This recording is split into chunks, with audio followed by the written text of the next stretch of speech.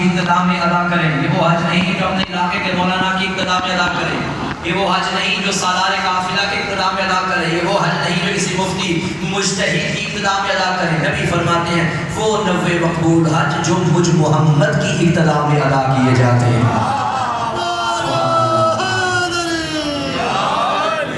حسین کی زیادت، اگر معرفت شرط ہے، عمل چھوٹا ہو مگر اس میں معرفت ہو۔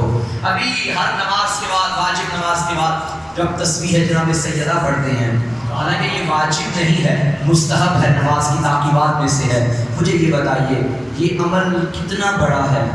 بہت بڑا عمل ہے۔ عمل تو بڑا ہے مگر اس میں ٹائم کتنا لگتا ہے؟ لگ جاتے ہیں 5-6 دن، 5-6 گھنٹے، 5-6 منٹ، 1 منٹ زیادہ سے زیادہ، ایسا ہی ہے۔ اچھا 1 منٹ کا عمل بظاہر چھوٹا ہے لیکن بتاؤ جزا کیا ہے؟ اگر یہ تسبیح زہرا معرفت توحید کے ساتھ پڑھی جائے، اللہ اکبر اللہ اکبر اللہ اکبر پڑھ رہے ہو تو دل میں ہو کہ واقعاً وہ سب سے بڑا ہے، لا الہ الا اللہ کہہ رہے ہو تو دل میں ہو کہ اس کے علاوہ کوئی معبود نہیں ہے۔ اگر معرفت کے ساتھ تسبیح پڑھی جائے، آپ کے میرے امام جعفر صادق علیہ السلام ارشاد فرماتے ہیں کہ اگر میں جعفر صادق 2 رکعت نماز پڑھوں اور اس کے ساتھ تسبیح جناب سیدہ پڑھوں اور دوسری جانب 70 رکعت پڑھوں مگر تسبیح کے بغیر پڑھوں، ترازو میں تولو تو 2 رکعت کا وزن بھاری ہو جائے گا 70 رکعت کی نماز۔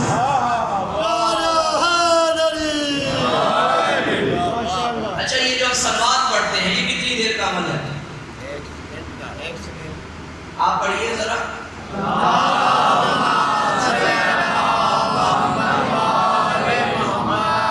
غالباً 5 سے 6 سیکنڈ لگے، وہ بھی تب جو آپ نے سر میں پڑھی۔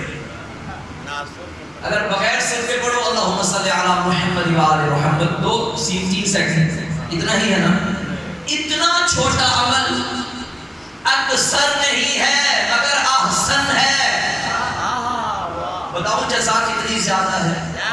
نبی فرماتے ہیں یا فاطمہ من صلی علیہ غفر اللہ لہ والحقہ بحیث کنت من الجنہ، اے فاطمہ جو آپ پہ 1 مرتبہ درود پڑھے گا اللہ اسے جنت میں وہاں رکھے گا جہاں مجھ محمد کو رکھے گا،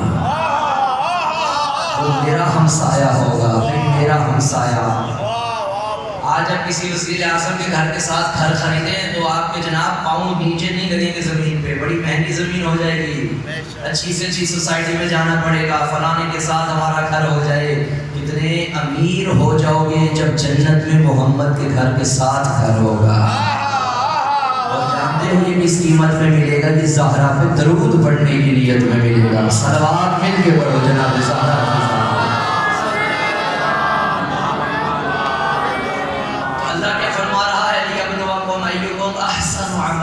احسن عملا، وہ دیکھنا یہ چاہتا ہے تم میں سے بہترین عمل کون کرتا ہے۔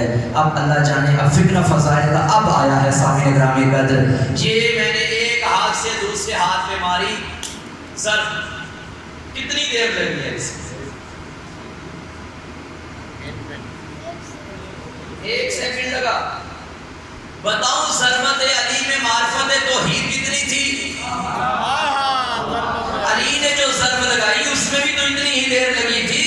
اللہ جانے یہ ضربت کتنی بلند تھی کہ نبیوں کے نبی کو فرمانا پڑا ضربت علی یوم الخندق افضل من عبادت ثقلین، ساری کائنات عبادتیں کرے ایک طرف ہے، علی کی ضربت کی فضیلت اس سے بھی زیادہ۔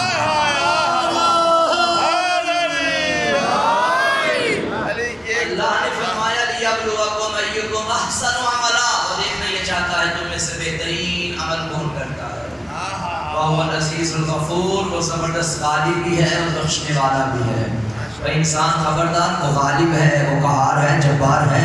نیکیاں کرنے کے بعد اترانے کی ضرورت نہیں کہ مجھ سے بڑا نیک کوئی نہیں۔ اللہ ایک لمحے کے غرور کے نتیجے میں ساری زندگی کی عبادتیں ضائع کر دیتا ہے۔ اور پھر ساتھ ہی فرمایا وہ غفور ہے.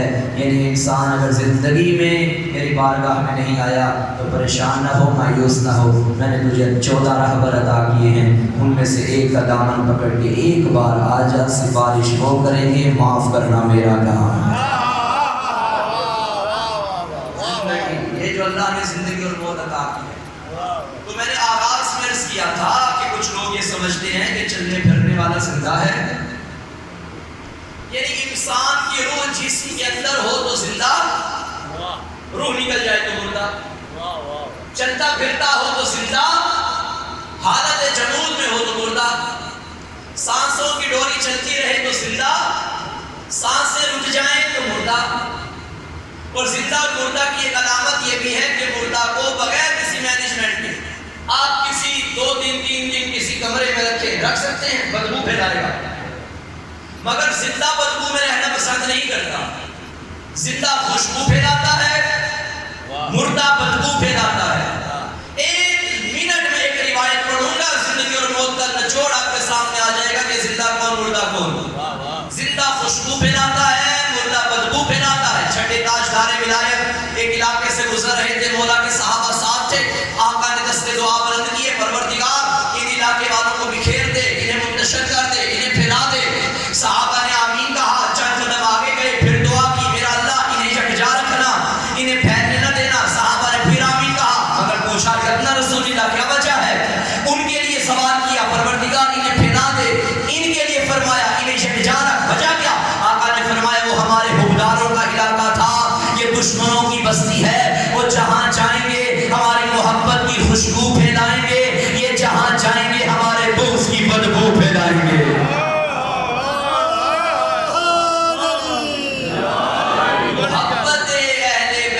خوشبو پھیلانا ہی زندگی ہے.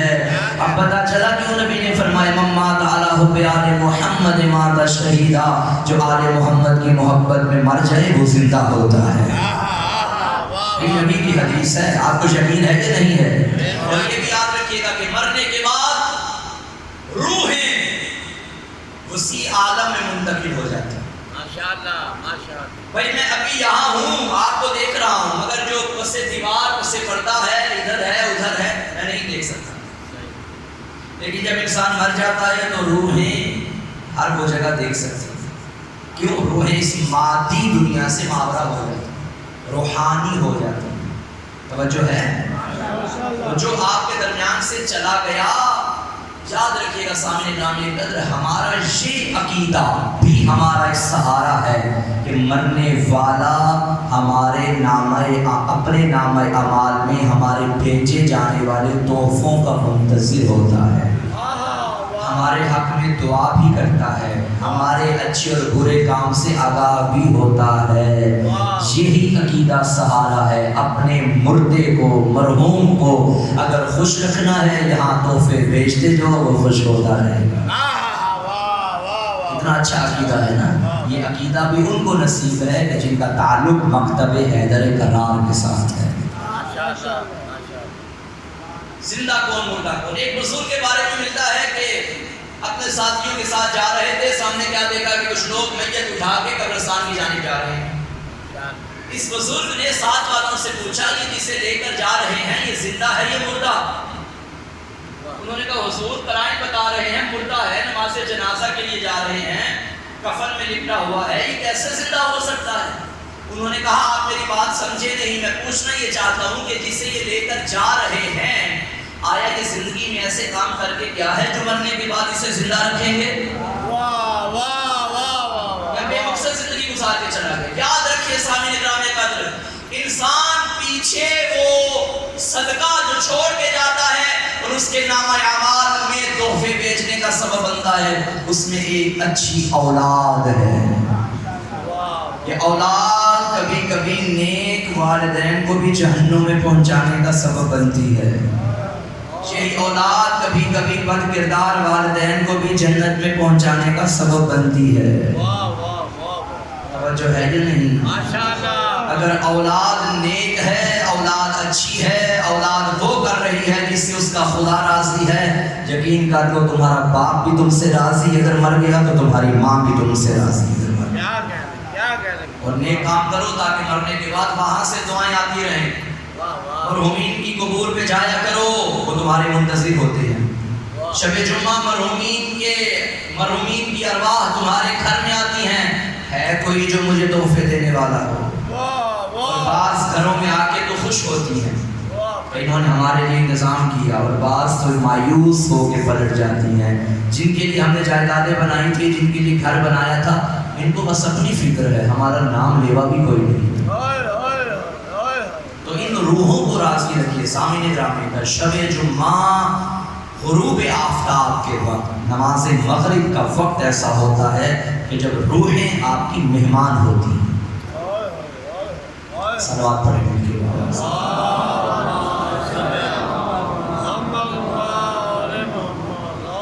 ہمارے دیگر صلوات بھیجیے ان کے بعد.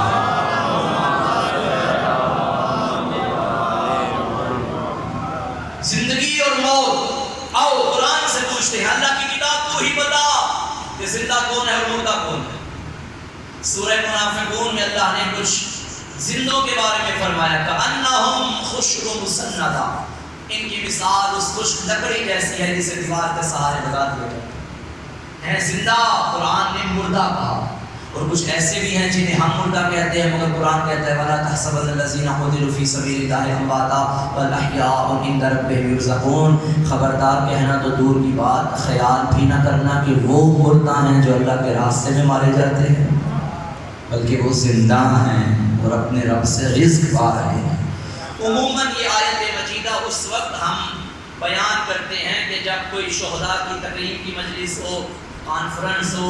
نہیں، آپ کیا سمجھتے ہیں کہ وہی بندہ شہید ہوتا ہے جو کسی دھماکے میں مارا جائے، جو کسی گولی سے مارا جائے، جو تیر و تلوار سے مارا جائے، جو میدان جنگ میں مارا جائے؟ نہیں، ہر وہ بندہ شہید ہے جو محبت علی میں دنیا سے جاتا ہے.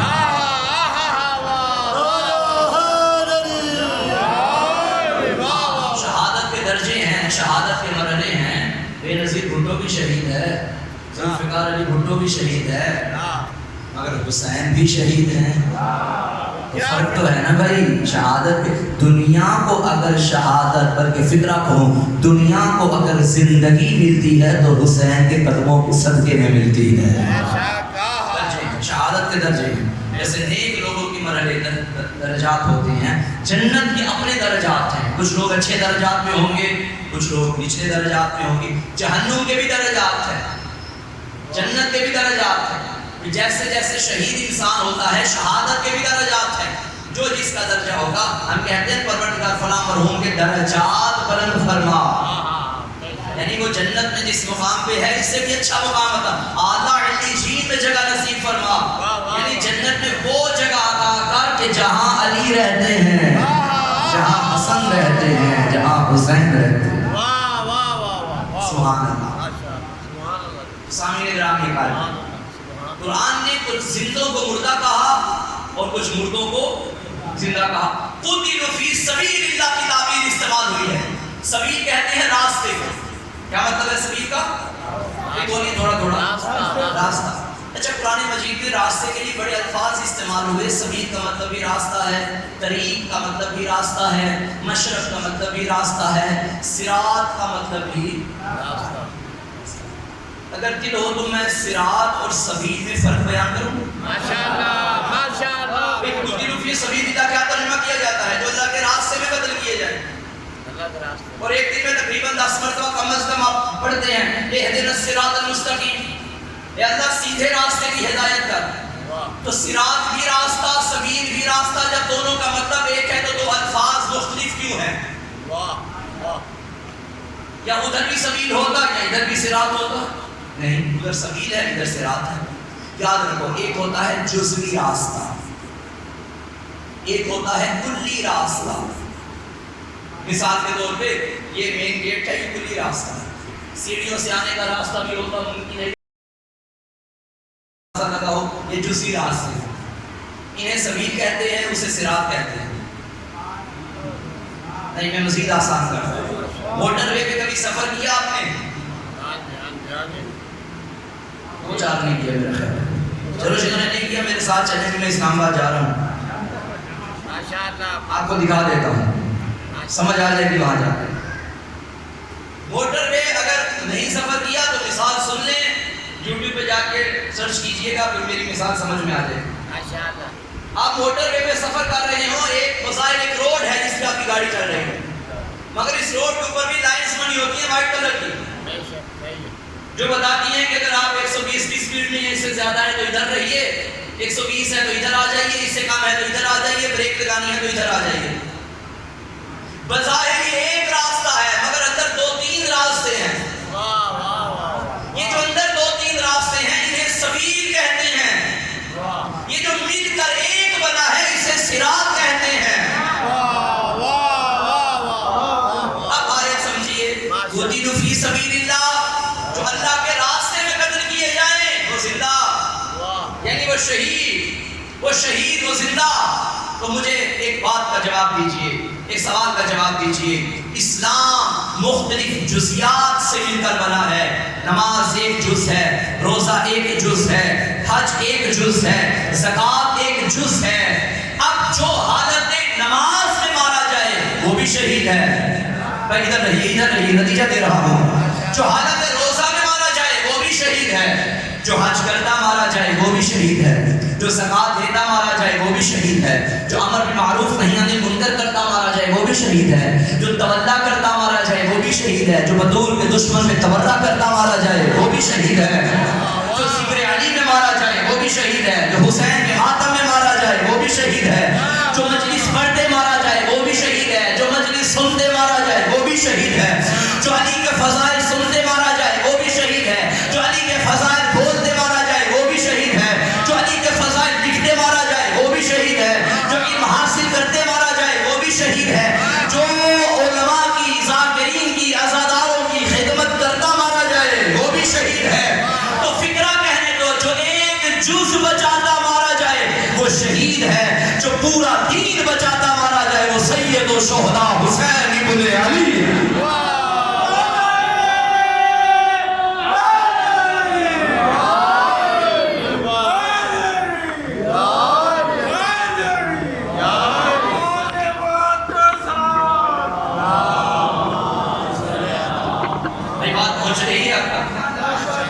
حسین سبیل بچاتے نہیں قتل ہوئے، حسین صراط مستقیم بچاتے قتل ہوئے.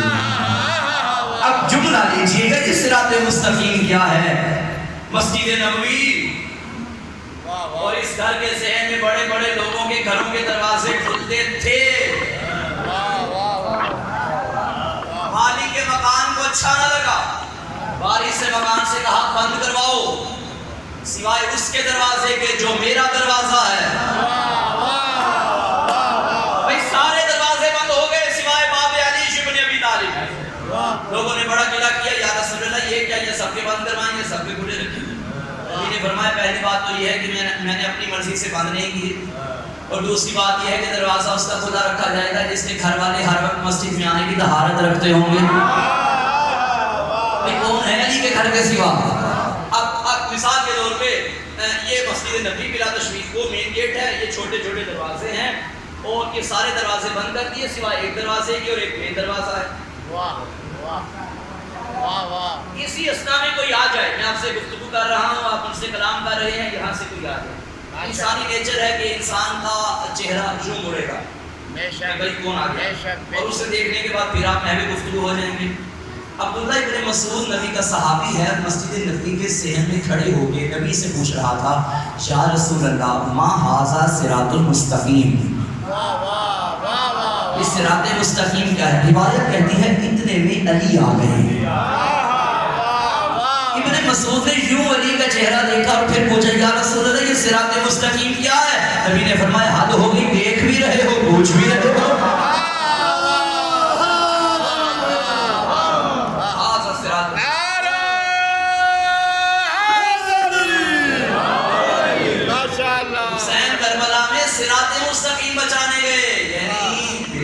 علی بچانے گئے. نماز روزہ حج زکوٰۃ جزو ایمان ہے، میرا علی کل ایمان ہے. ابھی بھی نہیں سمجھے؟ چلو میں آپ کو سمجھا دیتا ہوں. ابھی محرم کا مہینہ آ رہا ہے، حسین نماز بچانے گئے، روزہ بچانے گئے، حج بچانے گئے، زکوٰۃ بات بچانے کے کوئی شک نہیں. صرف نماز بچانے کے یہ بات غلط ہے، پورا دین بچانے کے. اور پورے دین کا نام ہے ولایت علی. حسین ابن علی نے کربلا کے میدان میں جو دشمنوں سے جنگ کی تھی، بتاؤ کیا نماز کے دشمنوں سے کی تھی، روزہ کے دشمنوں سے کی تھی، حج کے دشمنوں سے کی تھی؟ نہیں. حسین میدان، ہاں نماز پڑھتے تھے، روزہ رکھتے تھے، حج کرتے تھے، پھر حسین نے تلوار کیوں اٹھائی؟ روایت میں فکرے ہیں حسین نے کربلا میں آتے تلوار نہیں اٹھائی، بلکہ جب سارے قتل ہو گئے تب حسین نانا کے ناکے پہ سوار ہوا. فضیلت کا جملہ بیان کرنے لگا ہوں.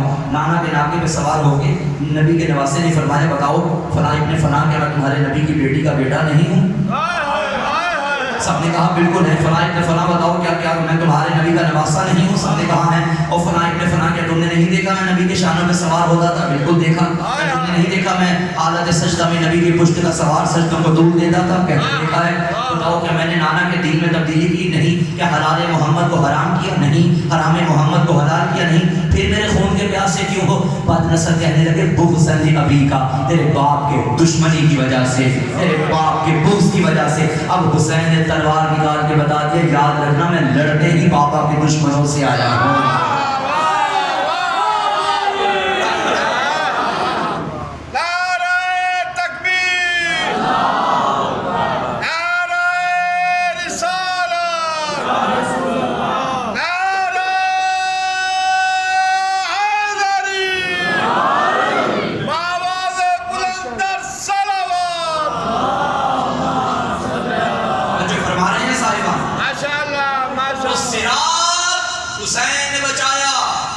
سبیل پہ تم نے اور ہم نے مرنا ہے.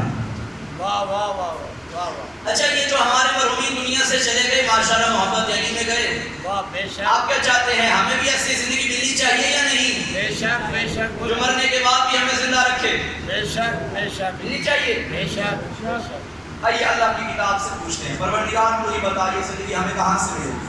ماشاءاللہ ماشاءاللہ. پھر اللہ کی کتاب نے آواز دے کے فرمایا بسم اللہ الرحمن الرحیم یا ایھا الذین آمنوا استجیبوا للہ وللرسول اذا دعاکم لما یحییکم. اے ایمان والو اللہ اور رسول کی دعوت کو قبول کرو، یہی تمہاری زندگی ہے.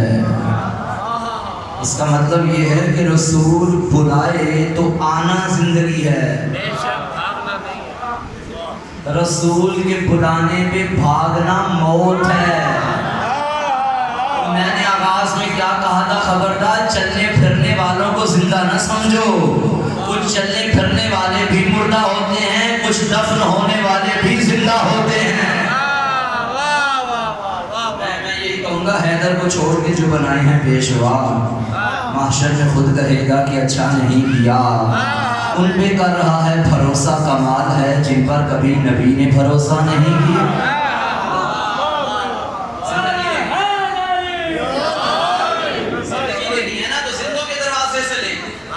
اچھا رسول کی دعوت کو قبول کرنا زندگی ہے، قرآن نے کہہ دیا نا. اب جو رسول کی دعوت کو قبول کرے وہ زندگی ہے. بڑی دعوتیں میرے نبی نے اپنی زندگی میں دی، مگر دو بڑی انمول دعوتیں ہیں. ایک وہ ہے جو اعلان رسالت کے آغاز میں ہے، ایک وہ ہے جو ظاہری زندگی کے اختتام پہ ہے. جو پہلی ہے وہ مکے میں ابو طالب کے گھر میں ہوئی، جو آخری ہے وہ خم غدیر پالانوں کے منبر پہ ہوئی. جو نبی نے پہلی دعوت پہ لوگوں کو بلا کر دیا اسے لا الہ الا اللہ کہتے ہیں. جو آخری دعوت میں بلا کر دیا اسے علی ولی اللہ کہتے ہیں.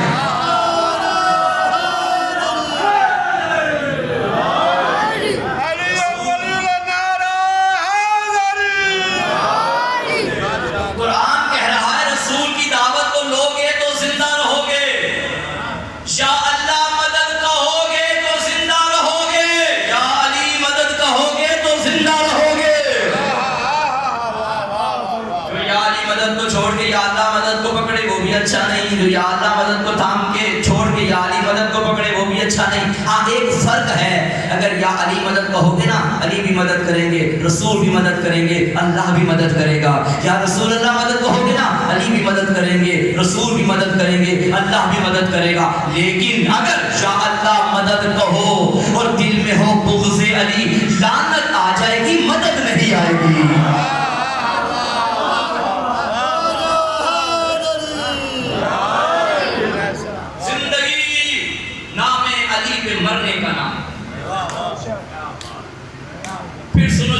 زندگی نام علی پہ مرنے کا نام ہے. بے شک بے شک اس سے بھی آگے بڑھ کر ایک جملہ کہوں, نام علی پہ مرنا آسان ہے, نام علی پہ جینا مشکل ہے. جینا مشکل. پھر سن لو یہ جملہ, نام علی پہ مرنا آسان ہے, نام علی پہ جینا مشکل ہے. اور نام علی پہ وہی مرے گا جو جینے کا عادی ہوگا. میں سادہ سی مثال دے دیتا ہوں, چلے بہرحال یہ مثال نہیں دیتا, مل کے صلوات پڑھیں بابا سے. محبت اہل بیت میں زندہ رہنا زندگی ہے. یہ جو کربلا ایام ازاں آ رہے ہیں, اس مجلس کو جہاں مجلس چہرم سمجھ رہے ہیں وہاں استقبال محرم کی مجلس بھی سمجھیے. بے شک بے شک بے شک. محرم الحرام زندگیاں بانٹنے کا مہینہ ہے. ہم جو اپنے گھر چھوڑ کے حسین کے گھر آتے ہیں, یہ ہم اپنے گھروں کو آباد کرنے آتے ہیں. حسین کے گھر کے لیے اپنے گھر کو تالا لگانا تمہارے گھر کی آبادی کا ذریعہ ہے. کربلا کے میدان میں حسین ابن علی نے زندگی عطا کی. بے شک زندگی وہی دے سکتا ہے جو خود زندہ ہو. بے شک بے شک. ایک جملہ عموماً بولا جاتا ہے ہمارے معاشرے میں اور مستعمل ہے کافی, اور کافی حد تک ٹھیک بھی ہے. اور وہ جملہ کیا ہے, کچھ پانے کے لیے, نہیں سنا تھوڑا سا تو بولیے. ایک مائی کا ضرور ہے تو وہ مجمع میں دے دو, ان کی آواز مجھ تک پہنچ جائے. کچھ پانے کے لیے, گرمی بہت ہے, میرا امتحان مت لیجیے, تھوڑا بولیے. کچھ پانے کے لیے کچھ کھونا پڑتا ہے. اور یہ ہے بھی ایسا, کچھ پانے کے لیے کچھ کھونا پڑتا ہے. مثال کے طور پہ آپ ابھی یہاں آئے ہیں, پانے کے لیے آئے ہیں, کچھ کھویا ہے نا, کوئی پیٹرول کھو کے آیا ہے, کوئی گھر بار چھوڑ کے آیا ہے, کوئی بزنس چھوڑ کے آیا ہے, کوئی کام چھوڑ کے آیا ہے. اچھا پاؤ یا برا پاؤ, پانے کے لیے کھونا پڑے گا. فرعون نے حکومت پا لی, تخت پا لیا, تاج پا لیا, مگر عزت کھو بیٹھا, نجات کھو بیٹھا, آخرت کھو بیٹھا, جنت کھو بیٹھا. پایا ہے مگر پانے کے لیے اسے کھونا پڑے. اچھا پاؤ, مثال کے طور پہ ایک بچہ ہے, خدا کامیاب فرمائے میرے بچوں کو, میری قوم کے بچوں کو حصول علم میں. ایک بچہ علاقے میں ٹاپ کرتا ہے, آپ کو کیا لگا کہ یہ رات کو سویا اور صبح اس کو کامیابی کا اعلان ہو گیا؟ یہ بورڈ بھی اس نے ٹاپ کیا ہے نا, یہ کامیابی پانے کے لیے اسے بڑا کچھ کھونا پڑا, اسے راتوں کی نیند کھونا پڑی, اسے رشتہ داروں کی شادیاں کھونا پڑی, اسے کرکٹ کے گراؤنڈ کھونے پڑے. کھونے کے باوجود نتیجے کے طور پہ اس نے کامیابی کو پا لیا. لیکن اگر پائی جانے والی شے قیمتی ہوگی تو کھوئی جانے والی شے کا دکھ نہیں ہوگا. کیا بات ہے. اور اگر پائی جانے والی شے قیمتی نہ ہوئی تو کھوئی جانے والی شے کا دکھ ہوگا. ایک مزدور بات ہے, ساری زندگی سارا سال محنت مزدوری کرتا ہے, ہاتھوں میں چھالے پڑ گئے, بچوں کو پڑھاتا رہا, قرضے اٹھا اٹھا کے فیسیں دیتا رہا, محنت مزدوری. لیکن اگر بچہ خدا نہ خواستہ ناکام ہو گیا, فیل ہو گیا, پچھتاوا تو ہوگا ہی صرف کہ یہ چھالے جن کے لیے بنے کوئی فائدہ نہیں ہوا. کیا فائدہ ہوا سارا سال محنت کرنے کا. لیکن اگر اسی کا بچہ پورے علاقے میں ٹاپ کرے گا, اسے کوئی دکھ نہیں ہے ان چھالوں کا, اسے کوئی دکھ نہیں گرمی میں مزدوری کرنے کا. کھو کے جو پایا ہے یہ بڑا قیمتی ہے. آپ پیٹرول کھو کے آئے, آپ گھر بار کھو کے آئے, اگر میں آپ کا یہاں ٹائم ضائع کر دوں, آپ کہیں گئے تھے گرمی میں, مولوی صاحب نے کچھ بھی نہیں پڑھا, اب آپ کو دکھ بھی ہوگا, اتنا خرچہ بھی کر کے آئے. لیکن خدا کی قسم اٹھا کے کہنے کے لیے تیار ہو, اس پورے مجمع میں کوئی بھی دکھ میں نہیں بیٹھا, کیونکہ آپ پیٹرول لگا کر آئے ہیں. اور جو میں دے رہا ہوں نا, یہ قرآن ہے, یہ اہل بیت ہے, یہ کربلا ہے, یہ علی ہے, یہ حسین ہے. آپ کو کو بدلے میں مل کیا رہا ہے؟ کربلا مل رہی ہے نا آپ کو، بدلے میں حسین مل رہے ہیں، فکر کربلا، ذکر کربلا۔ تو اس کا مطلب ہے پائی جانے والی شے قیمتی ہوگی تو کھوئی جانے والی شے کا دکھ نہیں ہوگا۔ عزادارو، محرم آ رہا ہے، حسین کو دنیا نے دیکھا کہ حسین نے تو سب کچھ کھو دیا ہے، حسین نے علی اکبر کھو دیا، حسین نے قاسم کھو دیا، ابھی 9 ذی الحج عرفہ کا دن آپ نے منایا۔ حسین فرماتے تھے میرا اللہ اس نے کیا کھویا جس نے تجھے پایا، اور اس نے کیا پایا جس نے تجھے کھو دیا۔ بس عزادارو 6 یا 7 دن رہ گئے، ایک ماں تمہارے گھروں میں مہمان بننے والی ہے، امام بارگاہوں کی رونقوں میں اضافہ ہو جائے گا، ایک چاند نکلنے والا ہے، یہ بڑی قیامت کا چاند ہے، نہ نکلتا یہ چاند نہ اکبر کی جوانی کو نظر دیتی، نہ نکلتا یہ چاند نہ قاسم کا لاشا پامال ہوتا، نہ نکلتا یہ چاند نہ علمدار کربلا مارے جاتے، نہ نکلتا یہ چاند نہ زیر خنجر حسین کا گلا کٹتا، شریفوں معاف کرنا، نہ نکلتا یہ چاند نہ زینب کی چادر لوٹی جاتی۔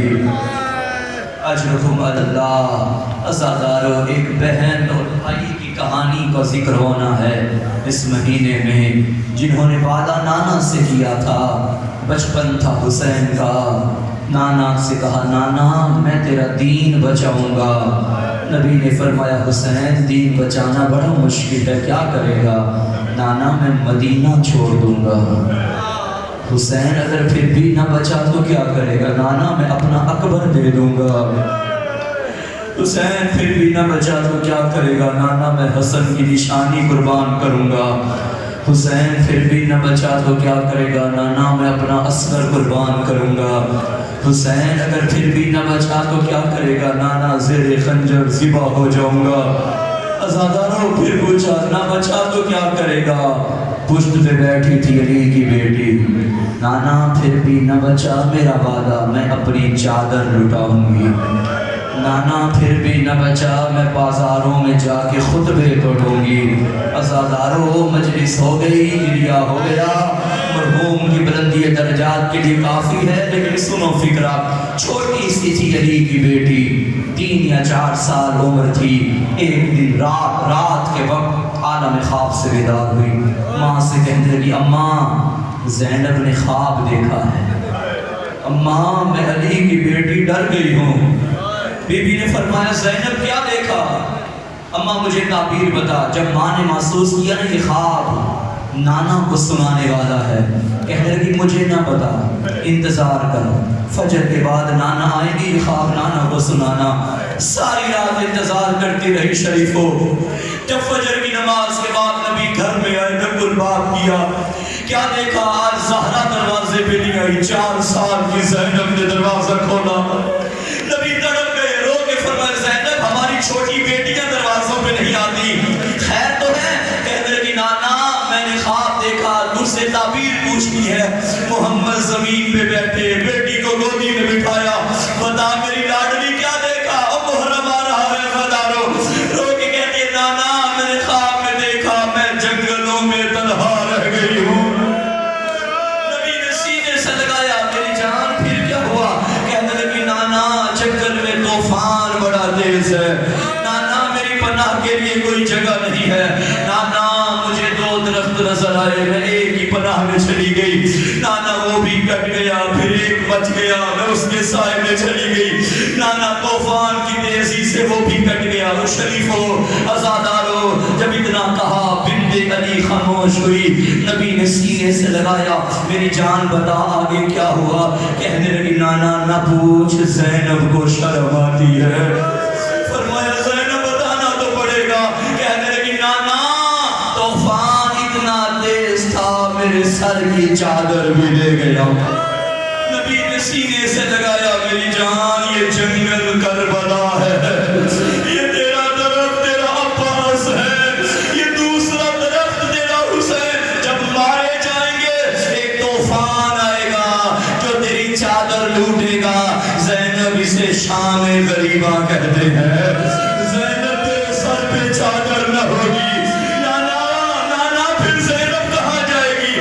زینب میرا وعدہ ہو گیا تیرا نانا بھی آئے گا تیرا بابا علی بھی آئے گا. عزادارو زینب انتظار کرتی رہی. شام غریبہ میں بابا آ گیا. شام غریبہ میں بابا آ گیا. اس کے بعد بابا کا انتظار کب کیا؟ جب یہ زینب مقتل سے چلی بابا کا انتظار کرتی رہی. کہیں بابا نظر نہیں آیا. کوفہ کے بازاروں میں آئی بابا نظر نہیں آیا. دربار کوفہ میں آئی بابا نظر نہیں آیا. لیکن جب آیا نا شام کا بازار شرابیوں نے دھکے دیے. زینب نے کہا سجاد میرے قریب آ. اماں کیا ہوا؟ سجاد 21 رمضان میرے بابا نے وعدہ کیا تھا زینب شام کا بازار ہوگا شرابیوں کی بھیڑ ہوگی. زینب میرا وعدہ رہا میں نجف چھوڑ کے شام آؤں گا. سجاد ہٹ جا میرا بابا آ گیا. مگر سجاد میرے سر پہ چادر نہیں ہے اور میں نازوں کی بنی بیٹی پھر جا بابا کے سامنے.